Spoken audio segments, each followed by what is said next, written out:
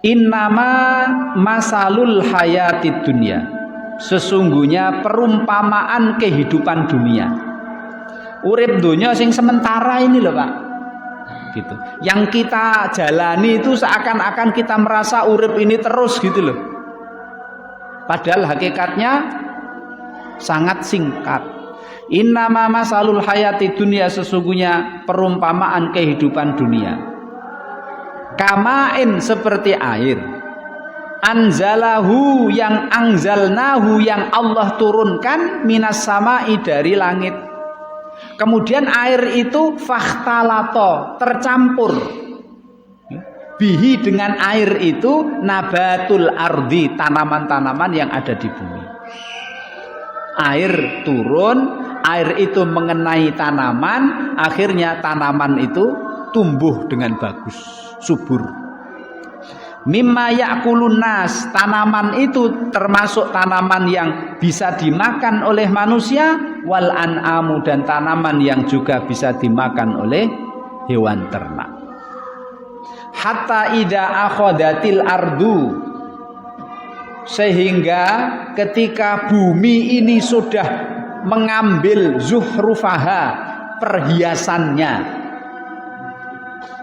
Ketika tanaman itu kena hujan terus tumbuh subur, wazayyanat, akhirnya menjadi indah, kembangnya yo api, subur, daunnya juga menghijau, wadonna, dan menyangka ahluha, pemilik tanaman itu menyangka annahum, sesungguhnya dia qadiruna alaiha, mampu memanen dan mengambil hasilnya.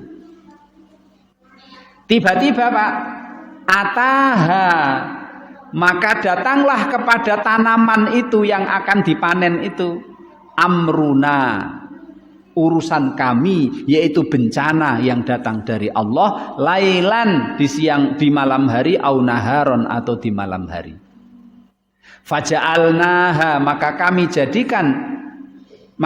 Allah subhanahu wa ta'ala jadikan tanaman-tanaman itu hasidan, hancur binasa, ka'alam tagna bil amsi, seperti tidak ada sebelumnya. Kadzalika, begitulah, nufassilu, kami jelaskan, kami rinci al-ayati, tanda-tanda kebesaran Allah, liqaumi yatafakkarun, untuk kaum atau untuk manusia yang mau berpikir. Jadi Allah mau memberikan peringatan Pak kepada kita, jangan tertipu dengan kehidupan dunia. Jangan tertipu dengan kehidupan dunia, karena hakikatnya hidup di dunia itu hanya sementara. Di sini Allah Subhanahu wa taala memberikan contoh kan Pak. Ada orang, ya. Orang itu punya kebun. Ya. Kebun itu kena air hujan, pokoknya pengairannya itu baguslah, sehingga kebun itu hijau bagus, ya. Buahnya bagus. Sehingga yang punya kebun itu akan memanennya. Dia menyangka, wah wis pokoknya bakale aku duitku akeh, aku iso panen. Nah, ketika dia mau panen Pak, siap-siap mau panen, tiba-tiba Allah menurunkan bencana, mbuh puso, mbuh dimakan belalang, mbuh kebakaran, mbuh apa. Sehingga hancur binasa, orang yang tadinya pemiliknya mau manen ora sido, ya. Getun dia Pak, ya. Sedih. Begitulah Allah memberikan permisalan terhadap kehidupan dunia, gitu. Artinya Pak, kalau orang itu tujuannya dunya tok, pokoknya urip iki hanya untuk golek duit, terus duitnya dinikmati, dia tidak mengharap nanti ada kehidupan akhirat. Nanti sebelum dia bisa menikmati semua kehidupan Pak, sekadung mati. Dia tidak akan sempat menikmati sempurna senikmat-nikmatnya kehidupan dunia ini. Karena sudah keburu mati, Pak. Kan gitu. Orang kalau tujuannya urip donya ini kan wis pokoknya ayo dinikmati. Mung urip cuma sementara. Kalau memang orang begitu, Pak, hidup adalah sementara, hidup ini cuma sekali. Mari kita nikmati sepuas-puasnya. Yakinlah sebelum dia bisa sampai sepuas-puasnya wis kadung mati. Kan orang ketika dia duitnya oke, ketika muda makan sepuas-puasnya, berbuat maksiat, minum, main perempuan sepuas-puasnya, iya. Kalau dia tidak sadar, Pak, umur kan semakin tua, Pak. Apakah dia terus bisa makan terus enak semakin tua?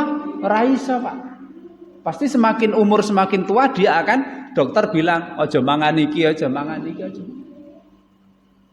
Apalagi minum, Pak ya, apalagi naudzubillah main perempuan, berbuat zina, membuat kotor itu. Semakin tua bukan semakin kuat tapi semakin remuk awalnya. Nah, gitulah, Pak. Pasti kalau orang itu tujuannya adalah wis bagaimana menikmati dunia sepuas-puasnya, ayo. Hasilnya tidak akan bisa sampai kepada puas. Dia belum puas, ya.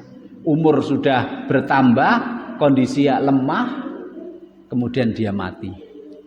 Dan dia belum puas menikmati kehidupan dunia. Sudah di dunia belum puas, kadung mati, besok di akhirat disiksa oleh Allah Subhanahu wa ta'ala. Karena dia tidak mau mengharapkan kehidupan akhirat, tidak mau mengharapkan surga Allah Subhanahu wa ta'ala. Imam Muslim, Pak, Imam Muslim meriwayatkan dari sahabat Anas bin Malik. Ya. Wah, ini Masya Allah, Pak, ini peringatan buat kita betul. Rasul bersabda, yu'ta bi an'ami ahli dunya fayughmasu finnari ghamsatan fayuqalu lahu hal ra'aita khairan qattu hal marra bika naimun qattu fayaqulu la. Besok, Pak, orang yang saya ceritakan tadi itu, wis tujuannya mung bagaimana sepuas-puasnya hidup di dunia. Wis maksiat apa. Besok ketika di akhirat, Pak, terus dimasukkan ke neraka, baru dicelup di neraka sak celupan. Terus orang itu ditanya, apakah kamu masih merasakan nikmatnya hidup di dunia ketika kamu puas-puasin di dunia? Wejeling nikmati dunia apa ora? Maka dia mengatakan fayaqulullah ora. Jadi dicelupkan di neraka sak celupan, Pak. Selama dia hidup di dunia nikmat sak nikmate lali kabeh, Pak, wis ora krasa, wis lali. Dia mengatakan saya tidak pernah merasa hidup nikmat di dunia. Saking banget larane siksa di neraka. Itu baru dicelup sak celupan. Wa yu'ta bi asaddin nasi adzaban fid dunya fayughmasu fin naimi ghamsatan hatta yuqalu lahu hal ra'aita bu'san qattu fayaqulul la.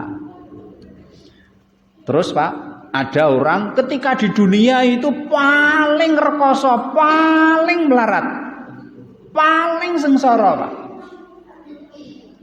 Karena dia sabar akhirnya dimasukkan ke surga, baru dimasukkan ke surga sak celupan, Pak. Mlebu swarga sak lip gitu. Terus ditanya gitu. Rekosomu, melaratmu, sengsaramu di dunia ijeh eling apa ora? Ijeh krasa apa ora? Dia menjawab, wis lali ya Allah. Aku merasa itu seakan-akan aku belum pernah merasakan sengsara hidup. Sebab itu pun baru dicelup sak celupan merasakan nikmatnya surga. Nah, berarti kan dunia itu memang Masya Allah, Pak. Dibandingkan dengan kehidupan akhirat, neraka dan swarga itu, sengsarane dunia itu belum ada apa-apanya. Dibandingkan dengan sengsarane neraka mung sak celupan. Ya. Dan nikmate dunia itu belum ada apa-apanya jika dibandingkan dengan nikmatnya surga meskipun sak celupan. Nah, ini gambaran dari Nabi Muhammad sallallahu alaihi wasallam. La'allakum liqaumi yatafakkarun, bagi kaum yang mau berpikir. Berpikir maksudnya apa, Pak? Mengambil pelajaran. Bagaimana cara mengambil pelajaran dari kehidupan dunia yang sementara ini? Jangan sampai terpedaya, tertipu dengan kehidupan dunia. Bagaimana tertipu dengan kehidupan dunia, Pak? Demi mendapatkan dunia, dia langgar aturan Allah, langgar hak manusia. Ini kan tertipu namanya. Ya.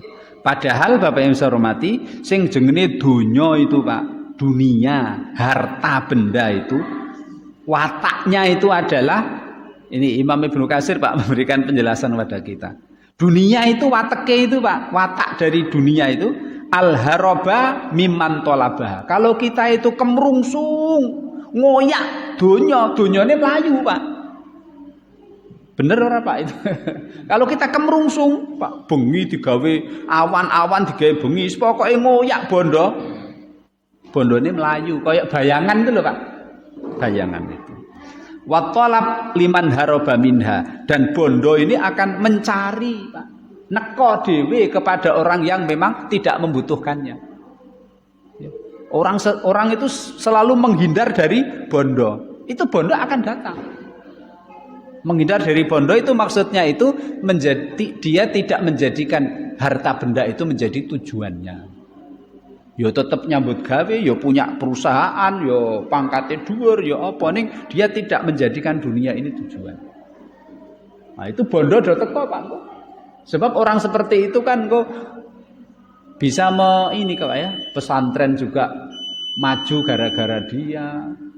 Orang yang tidak punya juga akan bisa hidup kebutuhannya terpenuhi gara-gara dia. Bondo itu do antri mau datangi dia karena akan dipakai untuk kemaslahatan. Gitu.